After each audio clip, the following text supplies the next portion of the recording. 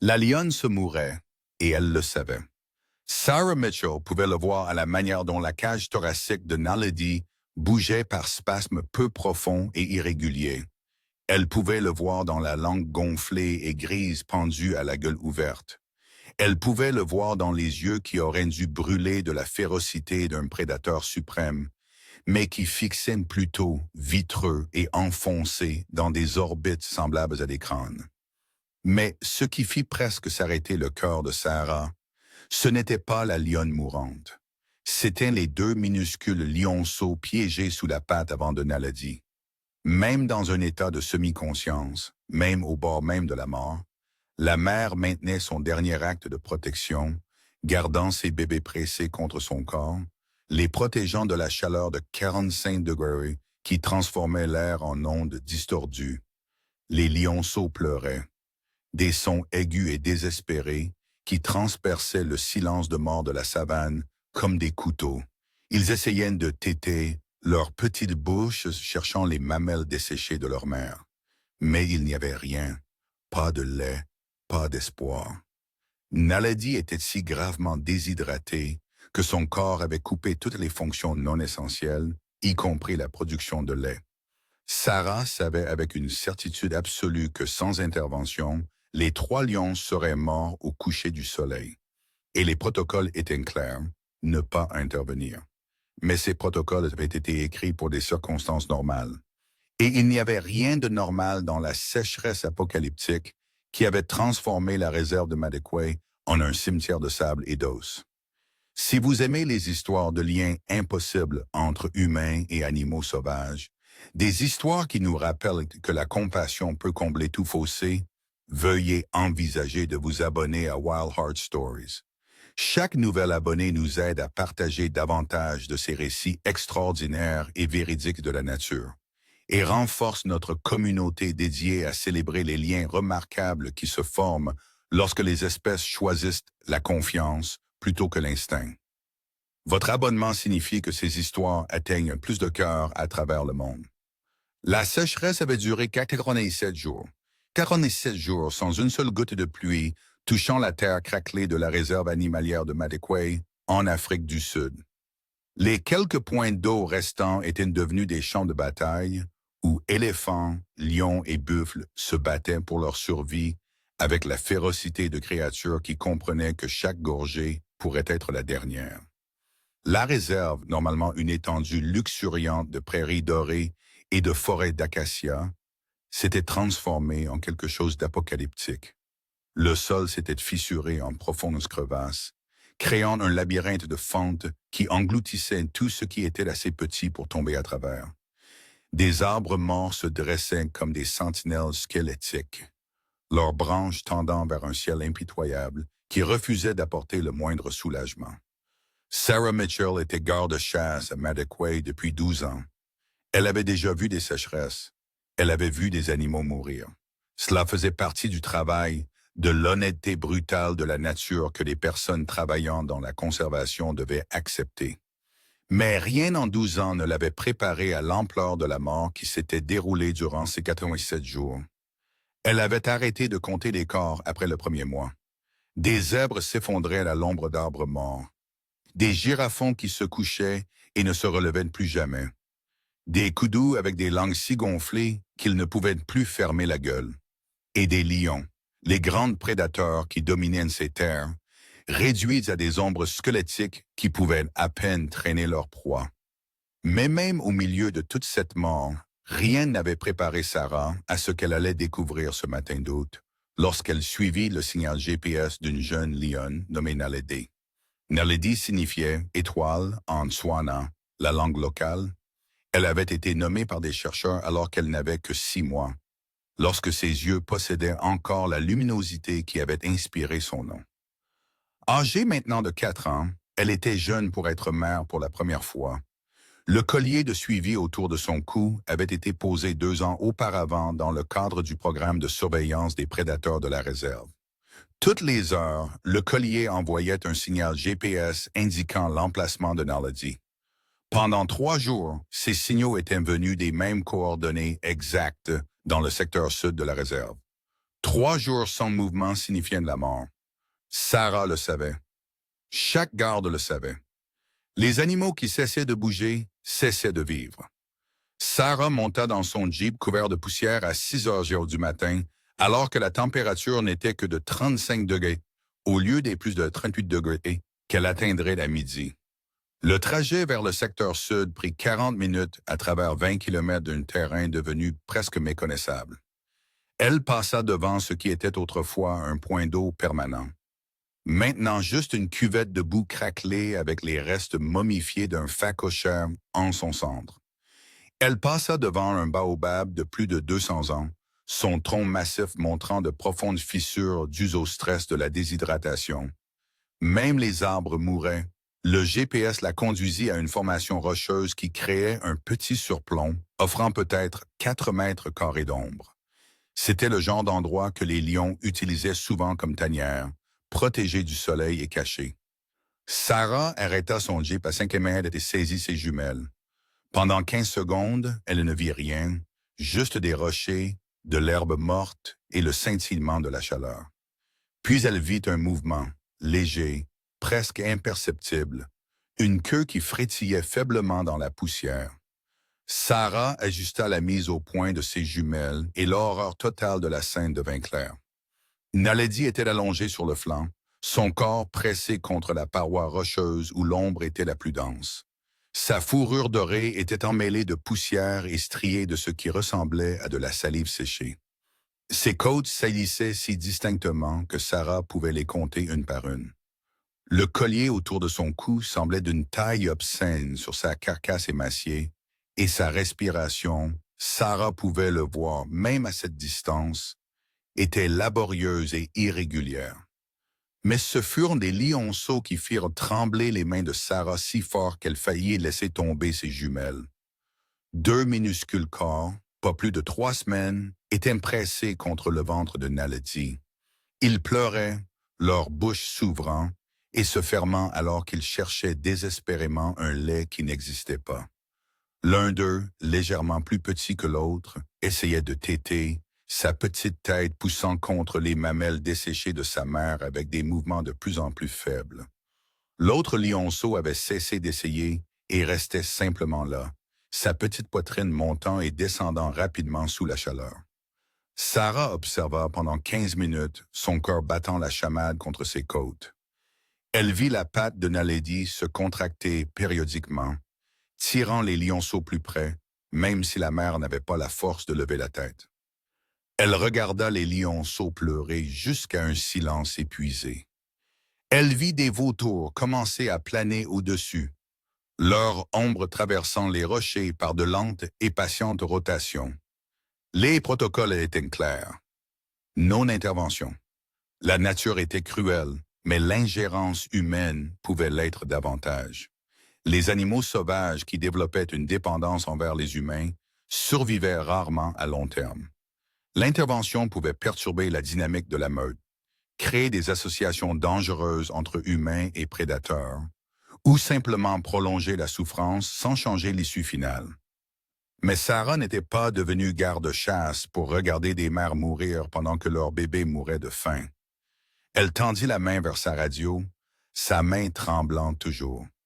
Lorsqu'elle appuya sur le bouton de transmission, sa voix sortit plus ferme qu'elle ne le ressentait. « Doc Botha, ici Mitchell, secteur sud. J'ai une situation. C'est compliqué. » Il y eut de la friture, puis une réponse. « Définissez compliqué. » « Sarah, j'ai Naledi, la jeune lionne que nous suivons. Elle est en train de mourir. Déshydratation sévère. Et elle est à 2 lionceaux, très jeunes, peut-être 3 semaines. Eux aussi sont en train de mourir. » Silence à la radio. 5 secondes, 10 secondes. « J'arrive, n'approchez pas. »« Compris. »« Compris, » dit Sarah. Mais même en le disant, elle savait que cette compréhension était un mensonge. Le docteur André Botha arriva 40 minutes plus tard dans un Jeep rempli d'équipement médical. C'était un vétérinaire faunique avec 25 ans d'expérience, connu dans toute l'Afrique du Sud pour 2 choses, une compétence chirurgicale exceptionnelle et une adhésion inflexible au protocole de non-intervention. C'était le genre d'homme qui passerait 12 heures à effectuer une chirurgie délicate sur un léopard blessé, puis le relâcherait dans la nature où il pourrait être immédiatement tué par un mâle rival. Il comprenait peut-être mieux que quiconque que la conservation ne concernait pas les animaux individuels. Il s'agissait de populations, d'écosystèmes, de laisser la nature fonctionner comme elle l'avait fait pendant des millions d'années. Botha gara son jeep à côté de celui de Sarah et en sortit, tenant ses jumelles. C'était un homme grand, de 62 ans, à la peau tannée comme du cuir par des décennies sous le soleil africain. Il ne dit rien alors qu'il portait les jumelles à ses yeux et observa Naledi pendant exactement 90 secondes. Quand il abaissa les jumelles, son expression était la même que Sarah avait vue des dizaines de fois auparavant. C'était de l'expression d'un homme qui reconnaissait la mort quand il la voyait. 4 heures, dit-il d'un ton monocorde. Peut-être 5, les lionceaux ont moins de temps, sans lait, sans eau, sous cette chaleur. Il ne termina pas la phrase. Il n'en avait pas besoin. Pouvons-nous faire quelque chose? Demanda Sarah, même si elle connaissait déjà la réponse. Techniquement, oui. Je pourrais la tranquilliser, lui administrer des fluides intraveineux, réhydrater son système, supplémenter les lionceaux avec du lait maternisé. Il fit une pause, essuya la sueur de son front avec le revers de sa main. Mais tu connais les risques, Sarah. Si elle se réveille en associant les humains au traumatisme de l'intervention, elle pourrait abandonner les lionceaux, ou pire, elle pourrait devenir agressive près de toute présence humaine et nous devrions la relocaliser ou l'euthanasier. Nous ne pouvons pas créer un lion dangereux. Sarah regarda de nouveau à travers ses jumelles, la mère mourante et ses bébés affamés. « Et si nous ne faisons rien ?» demanda-t-elle, bien qu'elle connaisse aussi cette réponse. Ils meurent tous les trois, probablement avant le coucher du soleil. Le silence tomba entre eux, brisé seulement par le bruit du vent chaud poussant la poussière à travers le paysage aride. Dans le ciel au-dessus, d'autres vautours rejoignirent le cercle. Patiente, certaine, Sarah abaissa ses jumelles et se tourna pour faire face directement à Botha. Sa voix, lorsqu'elle parla, eut une fermeté qui la surprit elle-même. « Je vais l'approcher, je vais essayer de gagner sa confiance. » Botha regarda Sarah comme si elle avait perdu la raison. « Sarah, écoute ce que tu dis. Cette lionne est peut-être faible, mais les instincts maternels sont la dernière chose à mourir. Si tu t'approches de ces lionceaux, elle utilisera la force qui lui reste pour t'attaquer. Et même affaiblie, une lionne peut tuer un humain en quelques secondes. Un coup de patte, c'est tout ce qu'il faut. »« Je sais, » répondit Sarah. « Mais si nous restons à distance, si nous utilisons des tranquillisants, elle se réveillera terrifiée, sans comprendre, associant les humains à la peur. J'ai besoin qu'elle choisisse de faire confiance. J'ai besoin qu'elle comprenne que j'essaie d'aider. C'est impossible.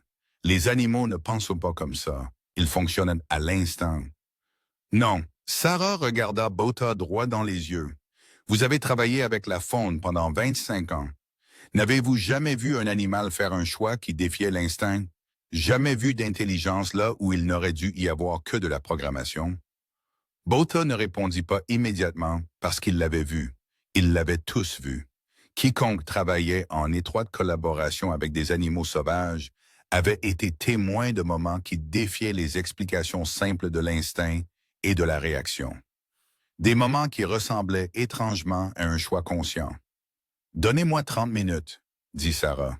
« Si ça ne marche pas, nous utiliserons vos méthodes. Mais laissez-moi essayer à ma manière d'abord. » Botha resta silencieux un long moment, sa mâchoire travaillant tandis qu'il réfléchissait. Finalement, il hocha la tête sèchement une fois.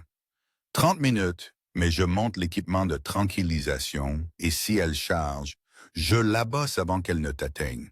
Non négociable. » « D'accord, » dit Sarah. Elle passa les 10 minutes suivantes à préparer son équipement avec des mains qui voulaient trembler, mais qu'elle ne pouvait pas le laisser faire. 4 bouteilles d'eau, une solution électrolytique vétérinaire, du lait maternisé en poudre pour lionceaux, Un petit bol en métal et sa voix, qui était la seule véritable arme qu'elle possédait. Quand elle fut prête, Sarah regarda Botha une dernière fois. Il s'était positionné derrière son Jeep avec un fusil tranquillisant, le visage sombre. Il lui fit un signe de tête. Ce n'était pas un encouragement, c'était un acquiescement. Sarah commença à marcher vers la formation rocheuse. Chaque pas était délibéré, lourd du savoir que ce pourrait être le dernier. Son cœur battait si fort qu'elle pouvait le sentir dans sa gorge. Mais elle gardait une respiration régulière. Les prédateurs pouvaient sentir la peur. Ils pouvaient la sentir. Elle devait projeter le calme même si chaque nerf de son corps lui hurlait de courir. 30 mètres, Naledi ne bougea pas. 20 mètres, la tête de la lionne se souleva légèrement, de quelques centimètres seulement du sol. Ses oreilles pivotèrent vers Sarah. 10 mètres. Naledi essaya de se lever. Ses pattes tremblèrent violemment sous l'effort. Des muscles qui n'avaient plus l'énergie de supporter correctement son poids, mais elle réussit à se mettre en position semi-assise. Ses pattes avant écartées pour ne pas s'effondrer. Les lionceaux, effrayés par le mouvement, crièrent en plus fort. Et puis Sarah vit ce qui entrait ses rêves pendant des années. Les griffes de Naledi étaient entièrement sorties, complètement dégainées, chacune une arme incurvée conçue pour arracher la chair de l'os. Sa gueule était ouverte, les crocs visibles même au-delà de la langue gonflée. Tout son corps tremblait, en partie à cause de la déshydratation, en partie à cause de l'effort pour rester debout, en partie par pur instinct protecteur primitif. Mais ses yeux, les yeux de Naledi, étaient fixés sur Sarah, et en eux, il y avait quelque chose au-delà de l'agression défensive. Il y avait de la confusion, il y avait de la peur, et il y avait quelque chose qui ressemblait terriblement, impossiblement, à de la conscience, à de la lucidité. La lionne savait qu'elle mourrait, les animaux le savaient, et elle savait que ses lionceaux mouraient avec elle. Sarah s'arrêta à 5 mètres. Elle s'assit sur le sol poussiéreux. Elle croisa les jambes. Elle se fit petite, non menaçante, vulnérable, et elle commença à parler. Naledi. La voix de Sarah était douce, presque un murmure. Elle traversa les 5 mètres qui les séparaient comme une prière. Je sais que tu as peur. Je sais que tous tes instincts te hurlent de m'attaquer. Mais tu sais aussi que tu es en train de mourir, n'est-ce pas? Tu le sens. La lionne ne bougea pas, mais ses oreilles restèrent fixées sur Sarah, pivotant légèrement pour capter chaque son. Elle écoutait. J'ai apporté de l'eau pour toi et de la nourriture pour tes bébés. Ils ont faim, Naledi. Je les entends. Tu les entends aussi. Sarah bougea avec une lenteur agonisante, comme si elle se déplaçait dans du miel épais. Elle tendit la main vers l'une des bouteilles d'eau dans son sac à côté d'elle et la posa sur le sol entre elles. Le plastique fit un bruit doux contre la terre poussiéreuse. Je ne leur ferai pas de mal, je le promets. Laisse-moi aider, s'il te plaît. Ce qui se produisit dans les 3 minutes suivantes serait plus tard capturé par la caméra que le docteur Botha avait installé sur le tableau de bord de son Jeep. Les images seraient finalement vues par des millions de personnes à travers le monde et des débats feraient rage pendant des années sur ce qu'elle montrait réellement. Instinct, intelligence ou toute autre chose. Naledi, tremblant si violemment que tout son corps frissonnait, rétracta lentement ses griffes, juste un peu au début, puis un peu plus. Des armes incurvées qui avaient été entièrement déployées commencèrent à se rétracter, disparaissant dans les énormes pattes, sa gueule se refermant, les crocs disparurent de la vue. Sa langue gonflée glissa à l'intérieur, ne pendant plus. Et puis, dans un mouvement qui défiait 10 millions d'années d'évolution prédatrice, la lionne se coucha, non pas en position d'attaque, mais sur le flanc, exposant les lionceaux. Vulnérable. Complètement, absolument vulnérable. Elle avait fait un choix. Sarah sentit des larmes lui brûler les yeux, mais elle ne pouvait pas se permettre de pleurer. Pas encore. Pas tant que Naledi la regardait, lisant chacun de ses mouvements à la recherche de signes de menace. Elle bougea plus lentement qu'elle n'avait jamais bougé de sa vie. Chaque centimètre devait communiquer la sécurité, l'absence de menace. Quand elle fut à 2 mètres, elle versa de l'eau dans le petit bol en métal. Le bruit du liquide frappant le métal fut immédiat et électrique. Naledi essaya de lever la tête, sa langue desséchée, tentant d'atteindre l'humidité qu'elle pouvait entendre, mais pas encore voir. Sarah poussa le bol plus près, jusqu'à ce qu'il ne soit qu'à un demi-mètre du museau de la lionne. Naledi but, pas élégamment. Son corps était trop faible pour un contrôle moteur fin. L'eau se répandit des côtés de sa gueule, assombrissant le sable sec sous elle, mais elle but et but et but.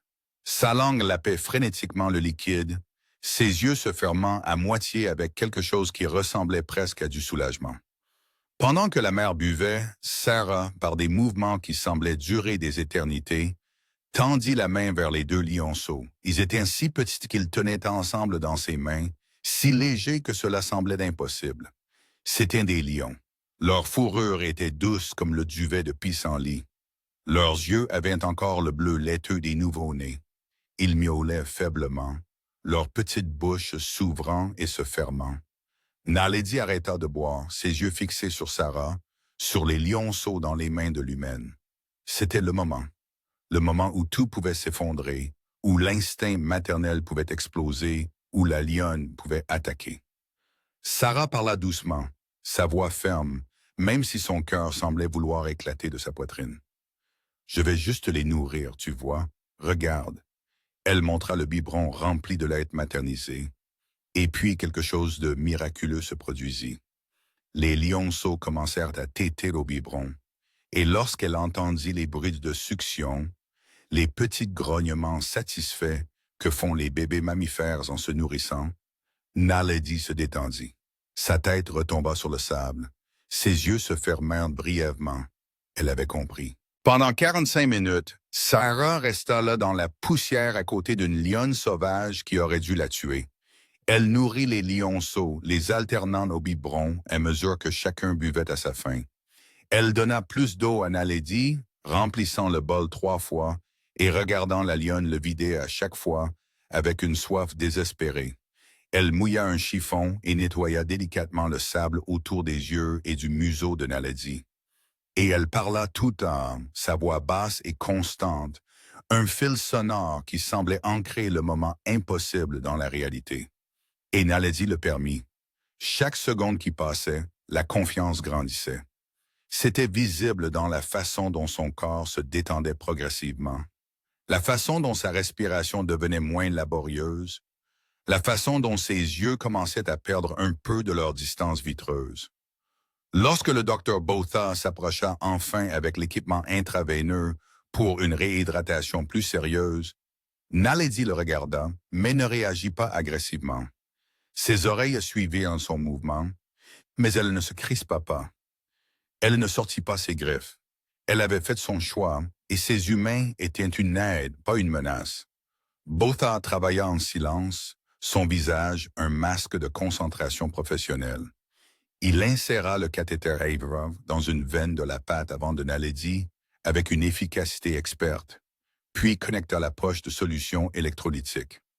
La lionne tressaillit une fois lorsque l'aiguille perça sa peau, mais elle ne recula pas.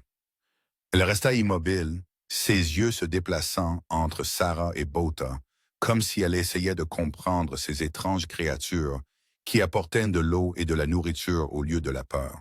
« Je n'ai jamais vu rien de pareil, » dit Botha doucement, sa voix empreinte d'une note d'admiration qu'il réservait d'habitude aux chirurgies réussies. 25 ans, et je n'ai jamais vu un lion sauvage accepter la proximité humaine comme ça, surtout une mère avec ses petits.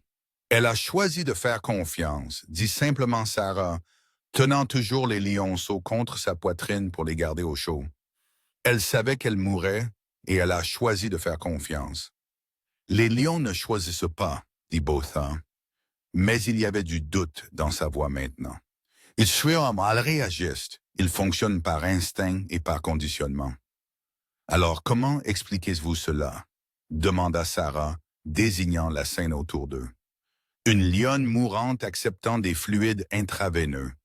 Une garde tenant des lionceaux nouveau-nés. Un moment de paix dans une situation qui aurait dû être violente et fatale. Botha ne répondit pas. Il n'avait aucune réponse qui rentrait dans les cadres qu'il avait utilisés pendant 25 ans. La poche intraveineuse mit 2 heures à vider son contenu dans le sang de Naledi. Pendant ce temps, la transformation fut visible. La couleur commença à revenir aux gencives de la lionne, qui avait été pâle et grise. Sa respiration devint plus régulière, moins haletante et plus rythmée. Ses yeux, qui avaient été ternes et enfoncés, commencèrent à montrer un peu de leur ancienne vigilance. Quand la perfusion fut terminée, Botha retira le cathéter et banda le site. Elle a besoin d'au moins 3 autres traitements au cours des 72 prochaines heures, dit-il. Et les lionceaux doivent être supplémentés avec du lait maternisé jusqu'à ce que sa production de lait revienne, ce qui pourrait prendre une semaine. Je reviendrai, dit Sarah, tous les jours, aussi longtemps qu'il le faudra. Sarah, oui. La voix de Botha était sérieuse. Tu comprends que c'est temporaire. Oui, nous pouvons l'aider à traverser cette crise, mais ensuite nous devons nous retirer.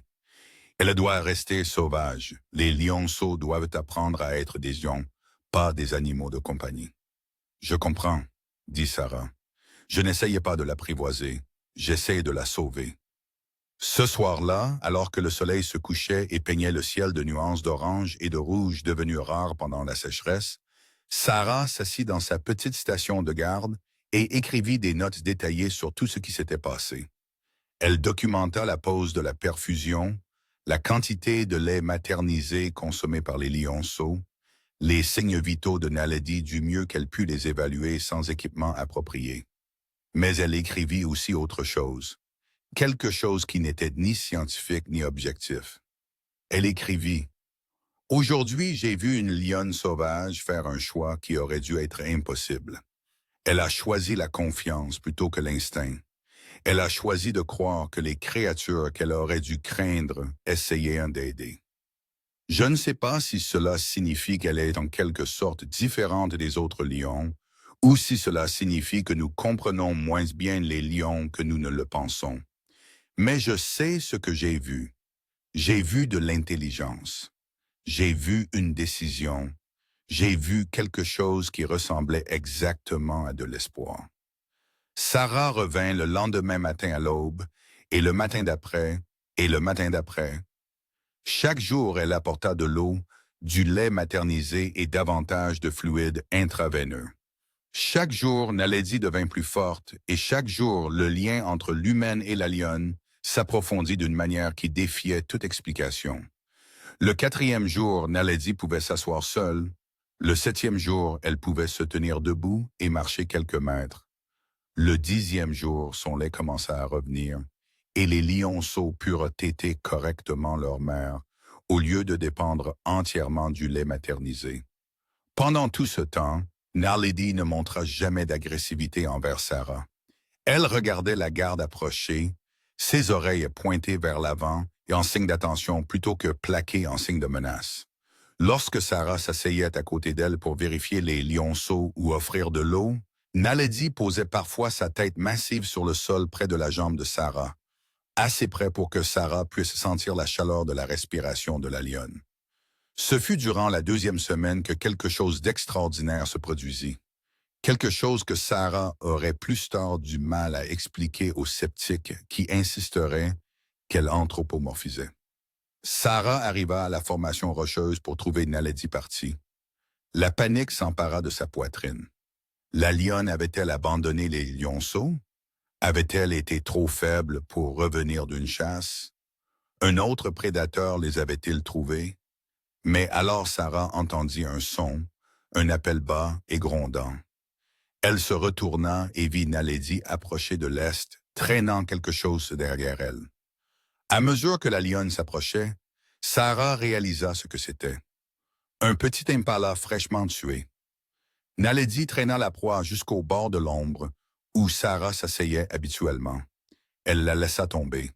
Puis elle regarda directement Sarah, fit le même appel bas et grondant, et recula. Elle offrait de la nourriture à un humain. Une lionne partageait sa proie. « Oh, Naledi !» murmura Sarah, des larmes coulant enfin sur ses joues. « Merci, mais je ne peux pas. Vous en avez besoin. Toi et tes bébés en avez besoin. » Naledi observa Sarah un long moment, comme si elle essayait de comprendre le refus. Puis elle ramassa l'impala et l'apporta à ses lionceaux, qui étaient encore trop jeunes pour manger de la viande, mais qui commenceraient à apprendre dans quelques semaines. Le docteur Botha, lorsque Sarah lui raconta ce qui s'était passé, resta silencieux pendant 1 minute entière avant de répondre. « C'est un comportement de réciprocité, » dit-il finalement. « Nous le voyons entre membres d'une meute, entre individus ayant des liens sociaux établis, mais je n'en ai jamais entendu parler entre un prédateur sauvage et un humain. Jamais. »« Qu'est-ce que cela signifie? » demanda Sarah.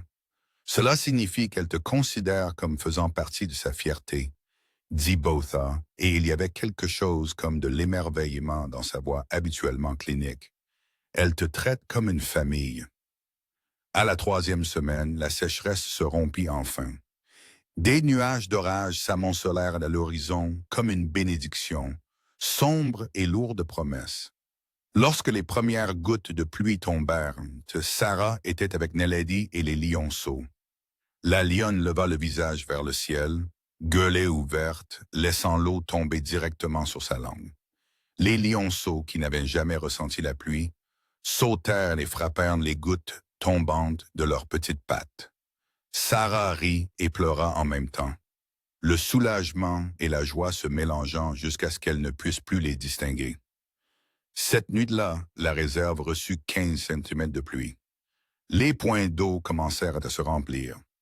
L'herbe commença à pousser. Le cycle de la vie, qui s'était arrêté sous l'emprise brutale de la sécheresse, commença à tourner de nouveau. Sarah savait ce que la pluie signifiait. Cela signifiait que Naledi n'avait plus besoin d'elle. La lionne était forte maintenant, en bonne santé. Ses lionceaux prospéraient. Il y avait de nouveau de l'eau, ce qui signifiait que les proies reviendraient, ce qui signifiait que Naledi pourrait chasser et subvenir aux besoins de sa famille. Cela signifiait qu'il était temps de dire au revoir. Le matin après la première pluie, Sarah se rendit en voiture à la formation rocheuse, sachant que ce pourrait être la dernière fois. Le paysage avait déjà commencé sa transformation. De jeunes pousses vertes perçaient le sol auparavant mort. Les oiseaux chantaient, l'air sentait la terre et la possibilité au lieu de la mort et de la poussière. Quand elle arriva, Naledi se tenait au bord de l'ombre, regardant la savane avec une vigilance que Sarah n'avait pas vue depuis des semaines. La lionne n'était plus la créature squelettique que Sarah avait trouvée 21 jours auparavant. Elle avait pris du poids. Son pelage brillait d'or sous la lumière du matin. Ses yeux étaient clairs et vifs, remplis de l'intelligence prédatrice qui faisait des lions des prédateurs suprêmes. Les lionceaux, maintenant âgés de 5 semaines, se chamaillaient dans l'herbe. Ils étaient en bonne santé, gras et bruyants. L'un d'eux sauta sur la queue de l'autre, et tous deux roulèrent en une boule de duvet doré et de petits grognements. Naledi entendit Sarah approcher et se retourna.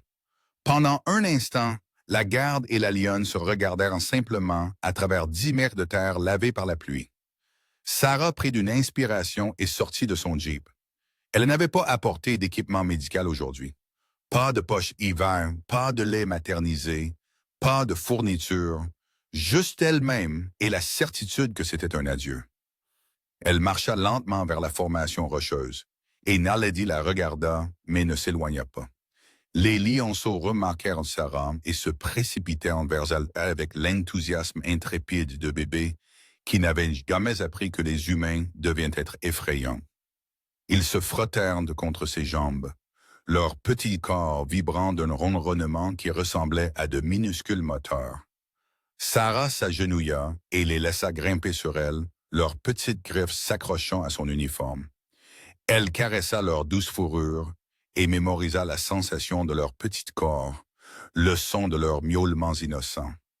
Ces lionceaux deviendraient de puissants prédateurs qui pourraient un jour voir les humains comme des menaces ou des proies.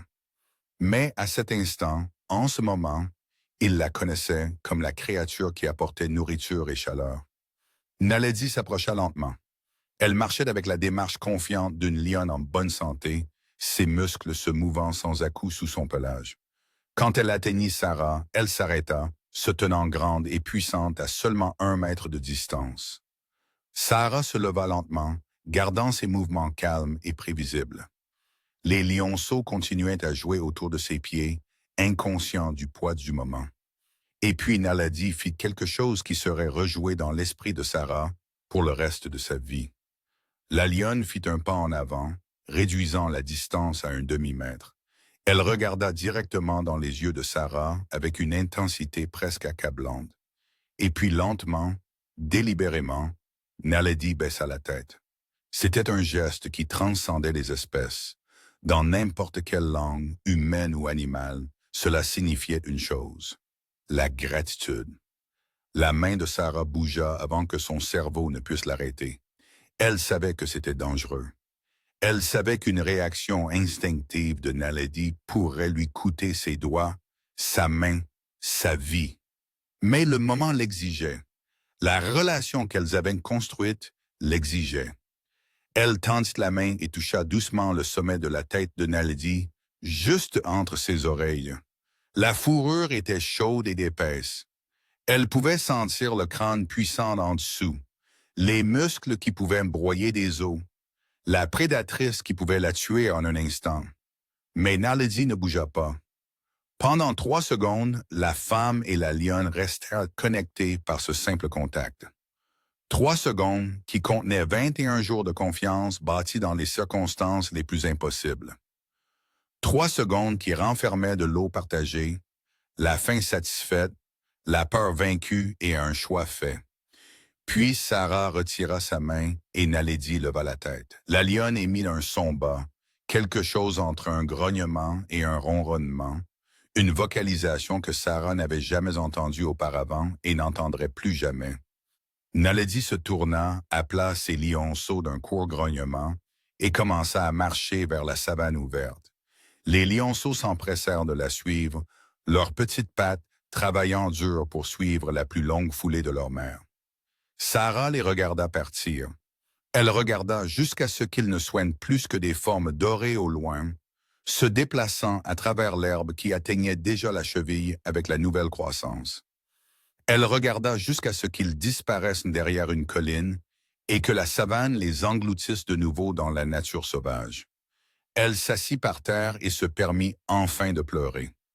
Non pas de tristesse, bien qu'il y en eût, mais de joie, de soulagement, de la connaissance accablante qu'elle avait été témoin de quelque chose que la plupart des gens ne vivraient jamais. Un moment de parfaite compréhension entre des espèces qui auraient dû être ennemies. « Elle a réussi », dit Sarah à voix haute à la savane vide. « Elle va s'en sortir. » Quand elle revint à la station de garde, le docteur Botha l'attendait. Il leva les yeux des documents qu'il examinait et étudia le visage de Sarah. « Tu as dit au revoir », affirma-t-il plutôt que de demander. « Oui. Comment va-t-elle? » « Forte, en bonne santé, prête à être de nouveau sauvage. » Botha hocha lentement la tête. Il resta silencieux un instant, puis parla avec prudence. « Ce que tu as fait, Sarah, n'aurait pas dû fonctionner. Selon tous les protocoles, toutes les directives, toute l'expérience que j'ai, cette lionne aurait dû rejeter l'aide humaine. Elle aurait dû t'attaquer. Ce que tu as fait était imprudent et dangereux et a violé toutes les pratiques standards. » Sarah attendit, sachant qu'il y avait autre chose à venir. C'était aussi, continua Botha, et il y avait maintenant quelque chose dans sa voix que Sarah n'avait jamais entendu auparavant. La chose la plus remarquable que j'ai vue en 25 ans de médecine vétérinaire faunique. Tu as sauvé 3 vies en pariant que la confiance pouvait vaincre l'instinct, que la compassion pouvait combler le fossé entre les espèces. Et tu avais raison. Il se leva et marcha jusqu'à la fenêtre, regardant la réserve qui redevenait lentement verte. « Nous allons devoir réécrire certains protocoles, » dit-il doucement. « Pas pour tous les cas, pas comme pratique standard, Mais nous devons reconnaître qu'il se passe plus de choses dans l'esprit de ces animaux que nous ne leur avons accordé. Ils peuvent choisir, ils peuvent faire confiance, ils peuvent comprendre l'aide quand elle est offerte. Je pense qu'ils l'ont toujours pu, dit Sarah. Nous ne leur avons juste pas donné la chance. La vie dans la réserve de Madekwe retrouva ses rythmes normaux à mesure que les pluies continuaient. La sécheresse ne se termina pas par un gémissement, mais par un rugissement de vie retrouvée.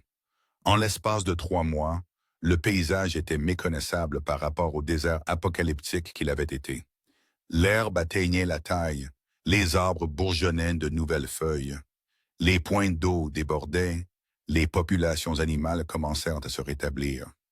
Les herbivores mirent bas de nouveaux veaux et faons. Les prédateurs, n'étant plus désespérés et affamés, reprirent leurs habitudes de chasse normales. La réserve guérissait. Sarah suivit le collier GPS de Naledi pendant des mois par la suite, observant le petit point sur l'écran se déplacer à travers le secteur sud de la réserve. La lionne chassait avec succès, élevait ses lionceaux, vivant la vie d'une lionne sauvage. Elle rejoignit une petite troupe, 2 autres femelles et un mâle adulte, et ses lionceaux furent acceptés dans le groupe. Tout était comme il se devait. Mais Sarah se demandait parfois, tard dans la nuit quand elle ne pouvait pas dormir, si Naledi se souvenait. La lionne pensait-elle à ses 21 jours? Se rappelait-elle l'humaine qui avait apporté de l'eau et de la nourriture? Comprenait-elle ce qui s'était passé? Ou cela s'était-il déjà estompé dans la mémoire instinctive, indistincte du flux général de la survie? Sarah obtint sa réponse 2 ans plus tard. Elle patrouillait le secteur sud, vérifiant l'infrastructure des points d'eau qui avaient été endommagés pendant la sécheresse. C'était le milieu de l'après-midi, la chaleur s'adoucissait en une douce tiédeur de fin de journée. Elle arrêta son jeep sur une élévation qui surplombait une large étendue de prairies dorées. Et elle vit 3 lions au loin, une femelle adulte, 2 adolescents presque adultes. Sarah leva ses jumelles. Son cœur commença à battre avant que son esprit ne reconnaisse consciemment ce qu'elle voyait. Naledi, la lionne était magnifique. Pleinement mature maintenant à 6 ans, elle était au sommet de sa puissance physique. Son pelage brillait sous le soleil de l'après-midi. Son corps était musclé et fort, ne montrant aucune des horreurs squelettiques des années de sécheresse. Les 2 adolescents avec elle, un mâle et une femelle, avaient presque sa taille maintenant, leurs taches s'estompant à mesure qu'ils atteignaient leur pelage adulte. Ils chassaient, traquant un petit troupeau d'impalas qui paissait, inconscient, à environ 128 000 de distance. Sarah observa à travers les jumelles, fascinée comme toujours par la puissance fluide des prédateurs en action. Puis Naledi fit une pause. Elle s'arrêta au milieu de sa traque, son corps immobile, sa tête tournée, ses oreilles pivotant, cherchant quelque chose. Et puis elle regarda directement Sarah. La lionne était à au moins 400 mètres. Trop loin pour un contact visuel détaillé, trop loin pour une reconnaissance par toute mesure logique. Mais Sarah savait avec une certitude absolue que Naledi la reconnaissait. Elles restèrent ainsi un instant qui sembla s'étirer hors du temps normal.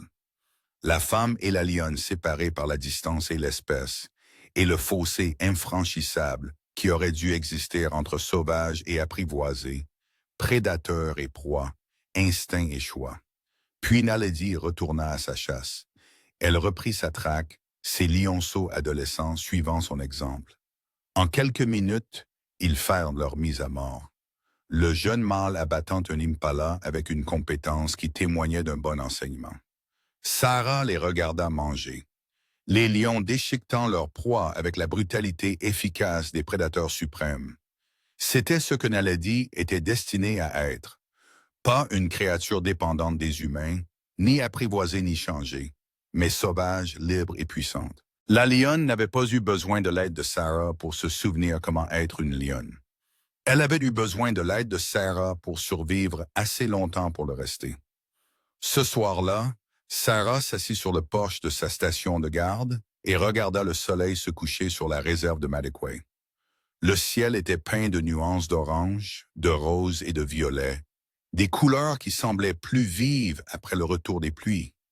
Quelque part dans l'obscurité, Naledi et ses lionceaux s'installaient pour la nuit, le ventre plein, leur corps fort.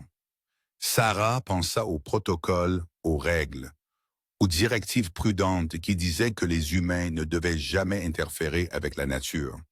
Elle pensa aux innombrables animaux qu'elle avait vus mourir en 12 ans parce que l'intervention était trop risquée, trop problématique, trop susceptible de causer plus de mal que de bien.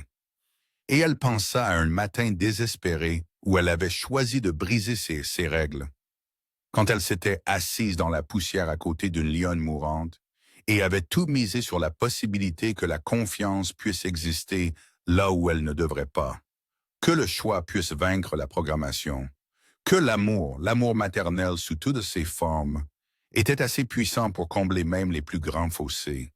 Elle avait eu raison, mais elle savait aussi qu'elle avait été incroyablement, impossiblement chanceuse. Une autre lionne aurait pu attaquer.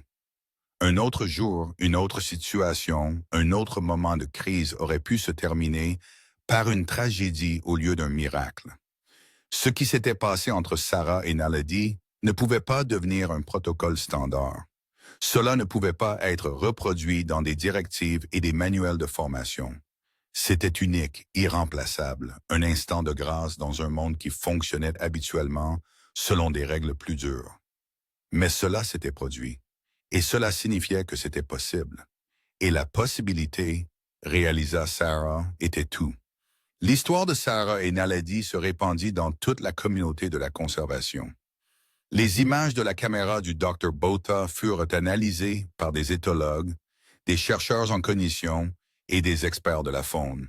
Certains dirent que cela ne prouvait rien, que Naledi était simplement trop faible pour résister et que son acceptation de l'aide était entièrement motivée par l'instinct de survie.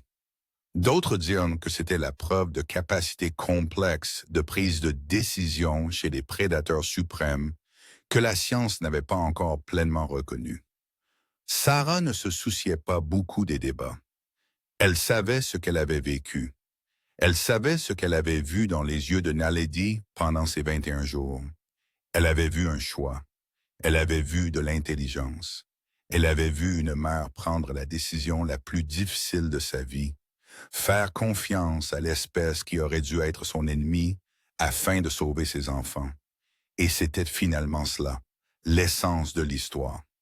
Non pas des protocoles, des cadres scientifiques ou des théories de la cognition animale. Il s'agissait de l'amour d'une mère, des efforts impossibles qu'un parent déploiera pour protéger sa progéniture, de la vérité universelle qui transcende les espèces, qu'une mère fera tout, même l'impossible, pour donner à ses enfants une chance de vivre. Des années plus tard, lorsque Sarah racontait cette histoire aux nouveaux gardes rejoignant la réserve de Maddoquay, elle la terminait toujours de la même manière.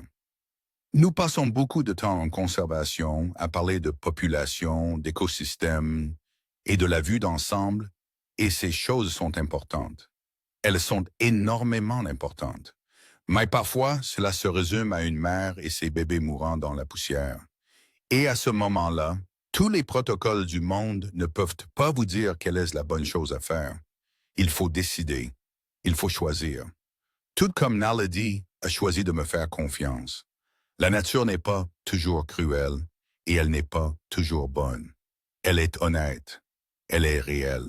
Et parfois, si nous sommes très chanceux, elle est aussi capable de grâce, de choix, de confiance qui défie toutes les attentes logiques. Je ne sais pas si je prendrai la même décision à nouveau. Je ne sais pas si un autre garde dans une autre situation devrait suivre mon exemple. Mais je sais ceci. Ce matin d'août, une lionne a choisi de faire confiance et j'ai choisi d'aider. Et ensemble, nous avons créé un moment qui aurait dû être impossible. Et cette possibilité, cette minuscule fissure dans le mur entre le sauvage et l'humain, cela vaut la peine de s'en souvenir parce que cela nous rappelle que nous ne sommes pas aussi séparés de la nature que nous le pensons parfois. Que les liens entre nous, le potentiel de compréhension, va plus loin que les espèces, plus loin que l'instinct, jusqu'à quelque chose d'universel et d'incontestable. L'amour, sous toutes ses formes, est la force la plus puissante de la nature. Naledi vécut jusqu'à 13 ans, une bonne longévité pour une lionne sauvage. Elle éleva avec succès 2 autres portées de lionceaux. Sa descendance se répandit dans toute la réserve de Matiquay, renforçant la diversité génétique des populations de fierté. Elle devint l'une des femelles reproductrices les plus performantes de l'histoire de la réserve. Et parfois, lorsque les gardes traversaient le secteur sud, ils la voyaient. Même dans ces dernières années, lorsque son museau grisonnait et que ses mouvements s'étaient ralentis, Naledi s'arrêtait lorsqu'elle entendait des moteurs. Elle regardait les véhicules avec une franchise que d'autres lions ne montraient pas, comme si elle cherchait quelque chose ou quelqu'un. Comme si elle se souvenait qu'une fois, alors qu'elle était jeune, mourante et désespérée, un humain s'était assis à côté d'elle dans la poussière et lui avait offert de l'eau, et dans ce moment de confiance impossible, leurs 2 vies avaient changé à jamais.